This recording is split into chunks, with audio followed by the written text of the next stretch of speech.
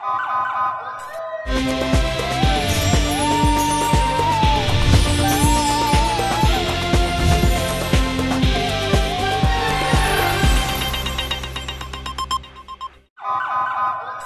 पहले नजर डालते हैं अब तक की बुलेटिन।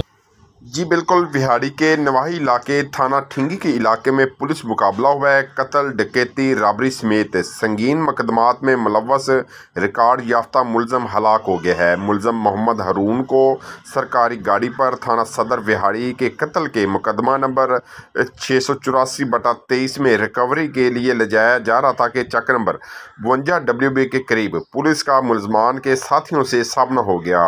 मुलजम के 2 मोटरसाइकिल पर सवार 5 का साथियों ने मुलजम को पुलिस की हिरासत से छुड़वाने के लिए सीधी फायरिंग कर दी। साथियों की अंधाधुंध फायरिंग से मुलजम मोहम्मद हारून शदीद जख्मी हो गया और पुलिस थाना सदर बिहाड़ी और ठिंगी ने भी गाड़ी की आड़ लेकर हक बहिफाजत खुद अख्तियारी के तहत फायरिंग की। 10 मिनट की लगातार फायरिंग के बाद पांचों नामलूम मुलजमान फायरिंग करते हुए फरार हो गए।